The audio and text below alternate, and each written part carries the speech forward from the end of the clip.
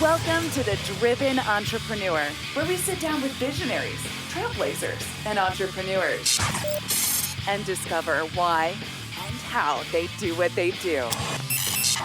We'll get the backstory, plus plenty of life and business lessons along the way. Here's your host, Matt Brauning.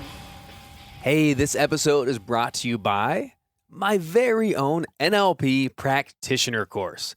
I've been teaching neuro-linguistic programming, or NLP, for nearly 15 years. It is the most powerful tool for communication on the planet, and it can be yours today. For a very limited time, I'm giving away my entire NLP course workbook for free. Go to nlpwithmatt.com. All the patterns, all the tools, and the techniques of NLP in the complete course workbook, the same one that we use to teach our live certification classes, yours free. nlpwithmatt.com. Get it today. Let's get back to the show. Hey, welcome back to The Driven Entrepreneur. It's Matt Brauning. Of course, because if this is your first time to the show, welcome to our show. Remember, you can get this streaming, of course, and on demand, not just in a little dial on your car. So make sure you head over to mattbrowningpodcast.com. There's no paywall. You can get 250 back episodes completely free and enjoy the interviews with driven entrepreneurs like yourself. Today, I have what I think is going to be a very, very interesting conversation all about memberships, associations, really building community in a particular industry and niche. And we have someone who's quite prominent in this space, Dr. Sandra Scheinbaum. And she trains people to become functional medicine health coaches.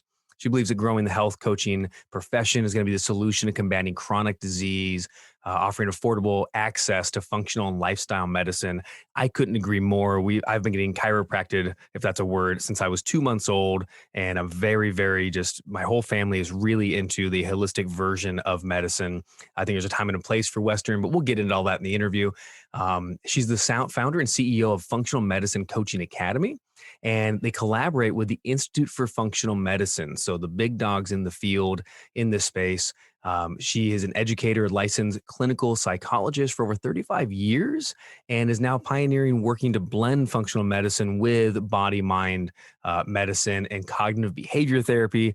Man, this is going to be a good conversation. Dr. Sandra, are you there? Hi, and I'm so glad to be here with you. I am too. You know, we had a few minutes just before we went live, and really, really kind person, really great to get to know you. A couple of questions is, usually what I find is someone in medicine, there's a story behind how they got into that. Did you, when you were growing up, did you have anything that ever stuck out, like a parent being sick, or did you go through something? Why in the world would somebody decide to get into the world of helping people get better? I love the question. And yes, I lost my father when I was 9 years old. I was an only child. So my mother was a young widow, had to go out and go to work, and she lost many jobs because I was sickly. And at the time, nobody associated the trauma of losing my dad with then developing a series of infections and always sick, multiple rounds of antibiotics, which we now know, and from a functional medicine perspective, is going to lead down the road to gut issues and other health concerns. And I was also very shy, very introverted. And when I got to high school, I remember making that choice, like, okay, if I study really, really hard, I'm going to get a scholarship. Because at the time, the options for women, well, you could go to secretarial school, you could be a nurse, you could be a teacher. So I chose I would be a teacher, and I was going to go to college. I was not going to go to secretarial school. My mother would have been really happy if that was all that was pretty much expected. Or the dream job, isn't it? Oh, yeah, really. And so because I wasn't popular in high school and wasn't in those social clubs, I studied all the time. And so I ended up graduating at the top of my class and did get a full scholarship. And I was driven. I was driven in high school. In fact, I was so driven and studied so much that one of the stories I always tell from that time was the few friends I did have were going to Comiskey Park, this is in Chicago, to see the Beatles. This was 1964. I was a freshman in high school. And I said, no, I'm not going. I'm going to stay home because we have a test on Monday and I'm going to study and you guys go. And I always regret that and missing that opportunity to see the Beatles live. But I did go on to got my doctorate and became a psychologist and really felt that I wanted to do more. And so when I was 65, founded Functional Medicine Coaching Academy with this big mission to train health coaches. They're the ones who can really partner with the doctors and are the ones partnering with people to help them create better health because doctors can't do it all. And so that was really the what kept me going is this idea that I just want to really make a difference in helping people become the CEOs of their own health.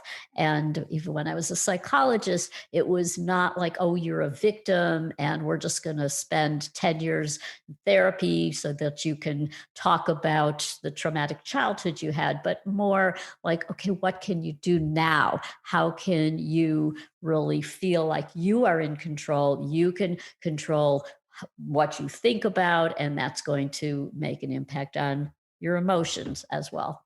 That's so good to hear too, because I think sometimes, psychology, quote unquote, gets lumped into one big pile of, because there is some old school or ineffective strategies, certainly, but it doesn't mean it's just like same as the public education system. I think there's a lot of people that can lump that together and say, oh, it's just this, it should be something different. And that doesn't mean there's not millions of teachers out there making a difference and creating great classrooms. And same for psychologists, creating real lasting change and empowerment. I wanted to actually ask you though, the flip side of that, in 35 years, 3.5 decades doing psychology, what frustrated you the most working within the system or working within the industry? Not per se you specifically or your unique client specifically, but what did you see that really frustrated you about kind of how that industry worked? Yeah, it was always an industry based on what's wrong with you. So I would see this on so many occasions. My colleagues, it was all about the diagnosis. Are we going to call this person major depressive disorder? Are we going to say they're bipolar? And they would then look at, well, how are we going to treat them? And usually it was long many years of psychotherapy, for example. In the psychiatric community is what medication are we going to give them? And I felt there was a better way. And this feeling really was initiated. My original career was in education. I was a learning disabilities educator, and I taught teachers how to become special ed teachers as well. And I always looked for the child's strengths. What are they good at? And that was something that was frustrating for me when I saw people not doing that. Similarly, in psychology, what about what's right with somebody? And so I was Come on, looking bring at it, Dr. this. Sandra. Yeah. I was looking at this like years before the field of positive psychology came into being in the mid 90s. That was something that really resonated with me. It's how do people flourish? What makes a life well lived? And helping people by focusing on what's right and not what's wrong, shifting their orientation. The other two areas that I felt were almost completely ignored was what is somebody eating? How are they exercising and moving throughout the day? And so I early on was bringing that in, was helping people like what would happen if you stopped eating all that sugar and all that processed food. Well, lo and behold, your mood would get better. You would think more clearly. And when you think more clearly, you can see a way out of your dilemma, and therefore you're not going to be so depressed. Or if you went out and took a walk as opposed to just staying on the couch, then again, that's going to have a huge impact on mood, on your anxiety levels. In fact, there's research showing that exercise is a more powerful antidepressant than medications. I couldn't agree more. Yeah, I just couldn't agree more. I find it so fascinating too that even going back not that many years, you're talking, 10, 15, 20 years even and less, that it seems like such a foreign idea, right? To go from the diagnostic process of like what a mechanic would do to look at a car and say, oh, the car isn't functioning right. What's the part that's the problem? Well, let's diagnose it. Let's replace the part, and then the car will be 100%. And to even consider that sunshine would matter. And I don't think I'm being too hippie to say sunshine matters. I moved from Southern California to Grand Rapids, Michigan a few years ago. And I can tell you vehemently, sunshine matters, and exercise and posture and breathing and nutrition and all of those things. When Tell me a little bit about the process of, you have a practice, you're a clinical psychologist, you're running a business, right? And you're also helping people, but you make the choice, and you mentioned at 65 you made the choice to found the new coaching academy, and I do find that fascinating. I'm not making a commentary on young, old, whatever, but I think it's fascinating that we're traditionally some people are looking towards retirement or have even already retired, 62, 65. You are starting a fresh season and creating something brand new. Can you talk a little bit to your personal mindset around seasons in life, around starting things, finishing things, anything that comes to mind there? I'd really love your take on it. Well, I like to think that I am aging younger. I surround myself with younger people. I have friendships, people who are much younger than I am. And as I got into my 60s, I had a very successful practice as a clinical psychologist. I always had that entrepreneurial spirit. So I never went to work in a big system where I was on salary as a psychologist. I always liked to run my own business, and I grew my private practice. I had a specialty, which is so important if, as you're in healthcare, to define yourself as opposed to being a generalist serving everybody. So early on, I had a focus because I had focused on mind body medicine, teaching people breathing techniques. And so that led to having a lot of doctors refer to me people who had irritable bowel, who had migraine headaches, who had panic, but I was using biofeedback, relaxation, breathing techniques. These were the early days when this was still considered pretty radical as an approach. So, and then I dug into some of those areas. Like I became the person who would see people with migraines. And then I had pediatric neurologists referring the pediatric, the population with migraines. So when I had thought about the idea of starting another business, which was I trained in functional medicine through the Institute for Functional Medicine. And I had this idea that I would pull together that training, those functional medicine principles, which is where you look at the root cause of what's wrong with you. And through diet and lifestyle change, you can make a huge impact on physical health as well as mental health. I wanted to pair that with all my learning and ways of working with people using positive psychology and mind body medicine and psychology of eating, which I had taught at a university level. And people around me would say, like, what do you need to do this? What do you need to get involved launching a business? You have a really successful practice locally. Why don't you just continue that for a few years and then retire? And I felt like I had such a big mission to, there's at the time, this was unique, creating this model. There were other schools that trained health coaches, but I really wanted to have this particular plan of coaching people or teaching people how to be a coach because I felt that this was really important, that coaches be trained in this way. And this mission was really kind of what I had to live for. In other words, we stay energized when, and we can launch a successful business when it's purpose driven, when it starts with have this mission and it's about that. It was not about, well, I'm going to start a business, so I'm going to make a financial fortune. So that energy that comes from having that mission led me to like want to jump up and down with it. I'm so excited, and now every day I love what I do, and so I don't define myself as old. And I see many people who are my contemporaries who are retired really just focusing on the just they'll say things like, oh, it really is like, I hate getting old, and oh, I have all these aches and pains, but that's just what it's like being old. And so that's not me. I feel that it is possible to actually age younger. Yeah, And it's like, when did you decide that when did you decide you're an old person? When did you decide you had to have aches and pains? It's incredible what people do. And I get it, right? It's like, you can say, well, that's a limiting belief, but then the person will go, well, no, that's my reality. And it's like, I'm not arguing. Your reality is you have aches and pains, but there's a reason. If you believe you're supposed to, then it'll be acceptable. And then if it's acceptable, it'll be inevitable. Whereas if you're like, wait a minute, I'm too young for this. I'm young and I have energy. Why do I feel so sluggish? And all of a sudden, it's like your brain goes, well, let's change this.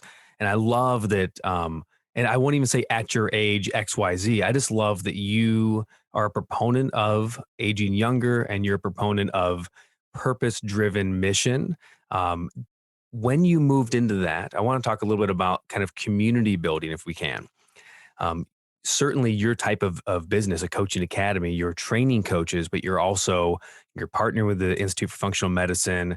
And really, I see that as a community, right? You're supporting the people when they're coming to be a part of what you're doing. How do you find, what are some of the easiest or the joyful places where you can build community? Does this bless you as a human being? Are there any struggles that you had to like work through that maybe it was, I don't know, tiring, or there was, I don't know, anything at all? Like, what are some of the joys, and maybe what are some of the obstacles to overcome when you're building community in your business? yeah, so community is so important. And from the beginning, I could not have done this alone.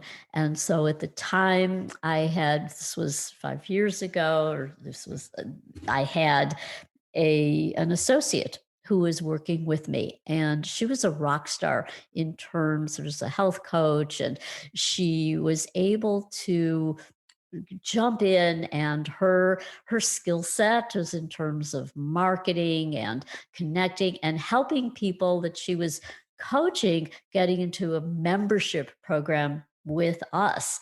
And so we founded this together, and she's young enough she could be my daughter. And so that I loved her spirit, we really connected.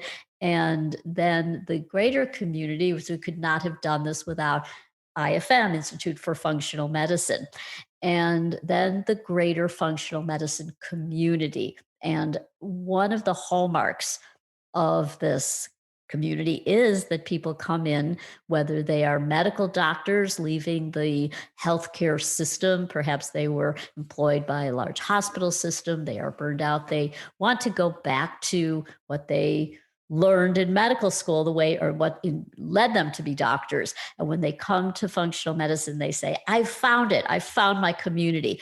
And without question, people who come to us as students to train to be health coaches in this powerful functional medicine way around the world, they say the same thing. I found my community.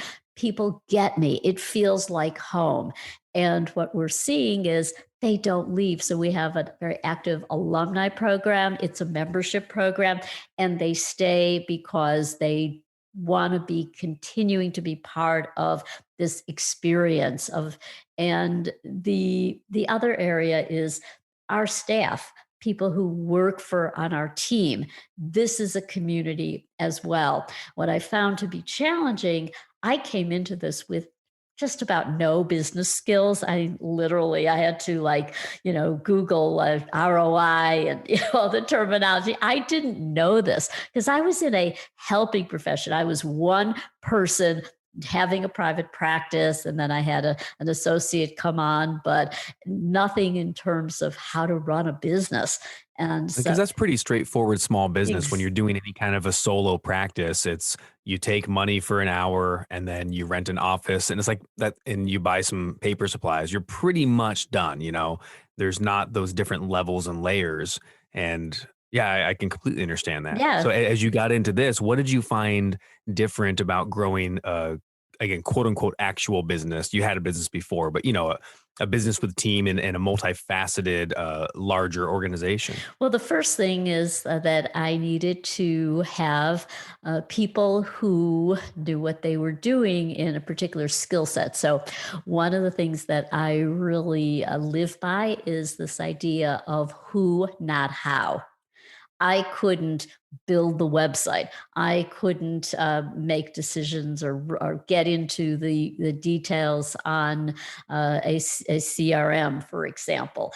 So relying on good people who would do it for me, who would help. And I still look at that as a really important. And when we teach our students, so we have a business building track, and this is something that we emphasize with them. If you're going out as a health coach, you don't have to deliberate about how to do some of these things they're not your skill set. If you're not good at social media, work with somebody, have somebody who you could contract with, outsource some things. And so I found that to be really helpful, following that who, not how.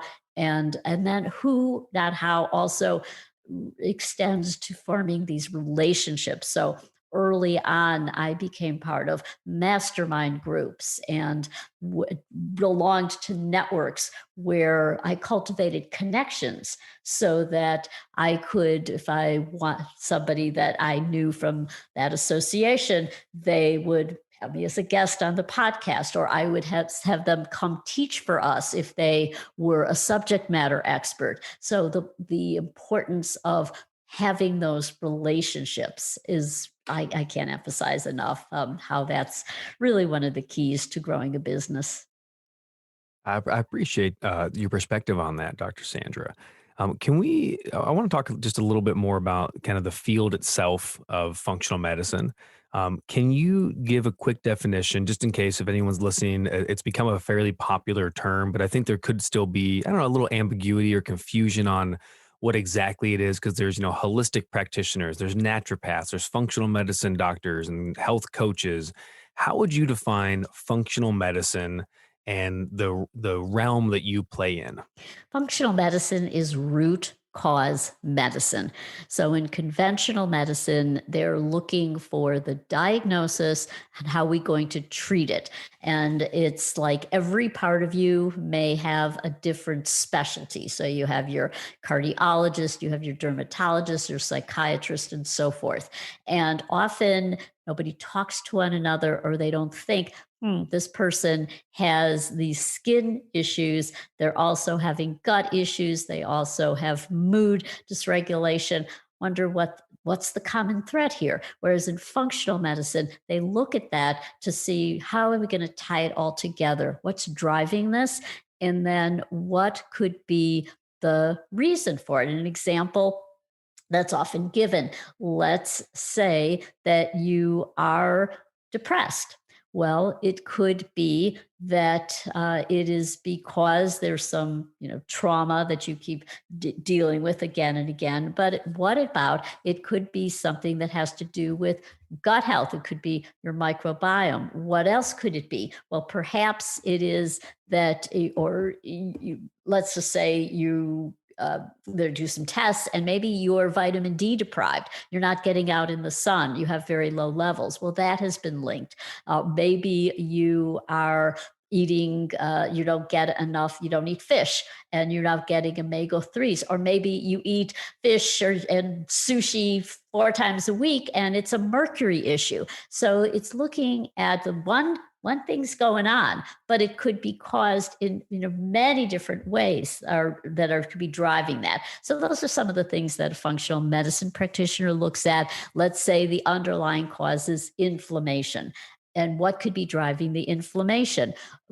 Could be diet, could be lifestyle, could be lack of sleep. It could be toxic overload, toxic burden. And so functional medicine looks at all of those areas. And what we Which do. is such a simple process. I'm sorry to Yeah, interrupt, but no. it's such a simple concept. But again, I'm baffled that I feel like it's taken so long for society to catch up. It's not woo woo. It's not weird. It's not. I don't know. It's not that hippie thought process of just think positive thoughts. It makes perfect sense. I remember, at 20 years old or so, having a really bad dry patch on my skin, and you go to a dermatologist, and I was thinking, I'm like a kid. I don't know the difference, but I'm thinking, well, something has to be causing this, right? There's a reason why this happened. It's not just a random thing. And he prescribed a cream, and the cream gets rid of the dry. But then when I stopped taking the cream, it came back worse. Well, all of a sudden, I started craving avocados. It was a weird thing. I started craving avocados within, a few weeks of that. And I came off the cream. And then I was eating like a bunch of avocados every day for a couple of weeks. And then I evened out, and like it never came back. It disappeared. And it's funny to see whether in that case, it's like, well, I think there was a dietary vitamin, mineral, fat deposit, something that my body was lacking, missing. And when I treated it through diet in this case, the thing disappeared forever. And but yet, like, how many people go and go, oh, I need the cream, or I need the cut, or I need the pill. And sometimes you need that maybe for an acute symptom, perhaps. I get that, but that it never goes away. When I was a kid, my mom never gave us cold medicine. And she was actually a really nice, nurturing mom, but she never gave us a cold medicine. And even, back in the early 80s, our family's philosophy was, hey, your body's sneezing, fevering, etc., for a reason. It's doing that to help get rid of this bacteria or virus. So why would you stop it from doing that? And I, as a kid, I'm like, oh, that makes sense. And so I'm glad that I grew up kind of with that philosophy. So this never seemed too weird to me. And I'm certainly glad that people like you were out there making this a much bigger deal and making it more versatile and more accessible to the public, and educating people like we are on this show. Sandra, as we wind down here, I do want to make sure I give people an opportunity to connect with you and move forward. I know you said you would have a gift that you want to give out to our listeners as well. So please share the gift if you would, and how can we stay in touch with you? What's the best way?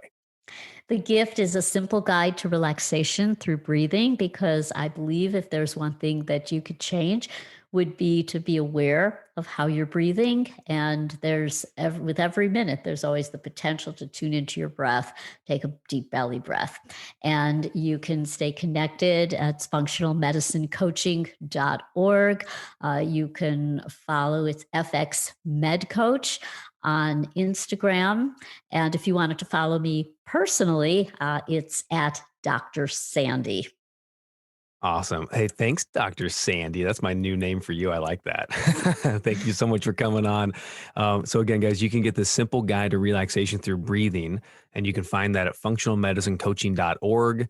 And I'm sure there's a link right to it in my show notes. So if you go get the show on demand on Stitcher, Spotify, Apple, wherever you get Google Play, wherever you get podcasts, you'll see the show notes, and I'll have all of Dr. Sandra's social links, and then the direct link to get that freebie is right on there as well. Dr. Sandra, thank you for coming on the show. I sure appreciate it. If you had just one final bumper sticker or word of wisdom for everybody, what would you love the world to remember? It's what's real in the mind becomes real in the body. So we have tremendous power to influence how we feel every single day through our mindset, through what we think about, and we can create that different reality for ourselves. Great bumper sticker on the spot. Thank you, doctor. Thank you. It's a pleasure talking with you. All right, guys, that's the show. Remember, what you create in your mind, you create in the body, it becomes real. Thank you again to Dr. Sandra Scheinbaum for joining us today. Again, find out everything you want at functionalmedicinecoaching.org. This is not a sponsored show. I just think you need to check this out because she is amazing and what she's doing needs to be shared with people. This is a really, really good thing. And then follow Sandra Scheinbaum on Instagram and Twitter. Functional Med Coach and FX Med Coach on Twitter. That's the show this week. Hey, thank you for joining me. I hope you had a great time. I certainly did too. Remember, get out this weekend, do something, stay driven, whatever it is. And maybe you got to stay inside the house. Maybe you're getting outside the house. Maybe you're traveling. Maybe you're staying home. But no matter what it is, find some inspiration, find some purpose, and go create it. I'll see you next week with another Driven Entrepreneur. Bye-bye.